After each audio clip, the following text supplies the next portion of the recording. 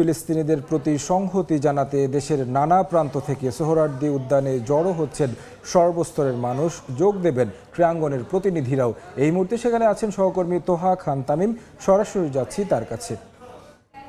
তামিম, ঐতিহাসিক সোহরাওয়ার্দী উদ্যানে আর কিছুক্ষণ পরে বলা যায় যে আরও একটি ইতিহাসের সাক্ষী হতে যাচ্ছে এই ঐতিহাসিক সোহরাওয়ার্দী উদ্যান। একটু দেখাতে চাই, ঠিক আমার পেছনে এখন লোকারণ্য, সাধারণ মানুষ দল মত নির্বিশেষে সবাই কিন্তু এখানে এসে জড়ো হচ্ছেন এবং ধীরে ধীরে এখানকার যে জনসংখ্যা, এখানকার যে উপস্থিতি, সেই উপস্থিতি কিন্তু বাড়ছেই। এবং আমরা দেখতে পাচ্ছি যে এক টুকরো ফিলিস্তিন, এক টুকরো গাজা আসলে বলা কিন্তু ভুল হবে না, কারণ প্রত্যেকের হাতে আমরা দেখতে পাচ্ছি যে ফিলিস্তিনের সেই পতাকা।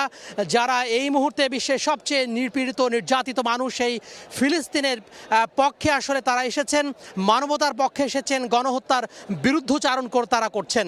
আমরা দেখতে পাচ্ছি হাজার হাজার মানুষ এইখানে কিন্তু জড়ো হয়েছেন এবং বিশাল আকৃতির যে ফিলিস্তিনের পতাকা সেটি এখানে সাজিয়ে রাখা হয়েছে এবং তারা এই যে ফিলিস্তিনে নির্যাতিত নিপীড়িত মানুষের প্রতি সংহতি জানানোর জন্য, ঐক্য হওয়ার জন্য, এক হওয়ার জন্য এবং প্রতিবাদের ভাষা জানানোর জন্য, প্রতিবাদ জানানোর জন্য তারা কিন্তু এখানে এসেছেন।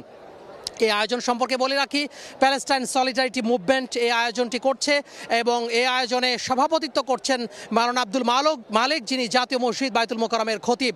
মূলত এখানে যে মূল মঞ্চ রয়েছে, সেই মঞ্চে কিন্তু আসলে গতানুগতিক কোনো সমাবেশ এটি নয়, গতানুগতিক কোনো বক্তব্যমূলক কোনো অনুষ্ঠান নয়। এখানে যারা রয়েছেন, বিভিন্ন রাজনৈতিক দলের যারা নেতাকর্মী রয়েছেন, বিভিন্ন সামাজিক সংগঠনের নেতাকর্মী রয়েছেন ইসলামী বিভিন্ন যে দলগুলো রয়েছে সেখান থেকে বিভিন্ন নেতাকর্মীরা এখানে রয়েছেন। পাশাপাশি এখানে যে ধর্মীয় যে দলগুলো রয়েছে, ধর্মীয় ইসলামী দলগুলো রয়েছে কিংবা ধর্মীয় যে সংগঠনগুলো রয়েছে, সাংস্কৃতিক সংগঠনগুলো রয়েছে, সকল দলের দল মত নির্বিশেষে আপামর সাধারণ মানুষের যে আয়োজন, সেই আয়োজন কিন্তু হতে যাচ্ছে।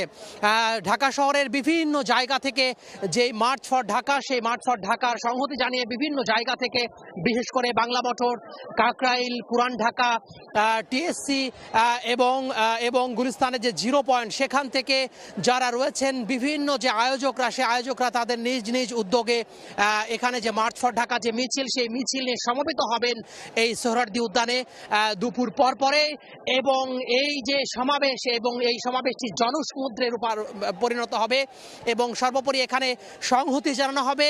পাশাপাশি যে মূল মঞ্চ রয়েছে, সেই মঞ্চ থেকে এখানে ঘোষণাপত্র পাঠ করা হবে। এরপরে মাওলানা আব্দুল মালেকের নেতৃত্বে মোনাজাত হবে। মূলত এটি হচ্ছে মূল যে পুরো অনুষ্ঠানের যে কর্মসূচি, সেই কর্মসূচি। তো আর কিছুক্ষণ পরেই, এখন আসলে জোহরের নামাজ আদায় করে আর কিছুক্ষণ পরে যে মূল আয়োজন, সেই মূল আয়োজনটি শুরু হবে। তো এই ছিল ঐতিহাসিক সোহরাওয়ার্দী উদ্যান থেকে আমার হাতে সবশেষ। মার্চ ফর গাজার সবশেষ খবরাখবর জানাতে আমাদের সাথে যুক্ত হয়েছিলেন সহকর্মী তোহা খান তামিম।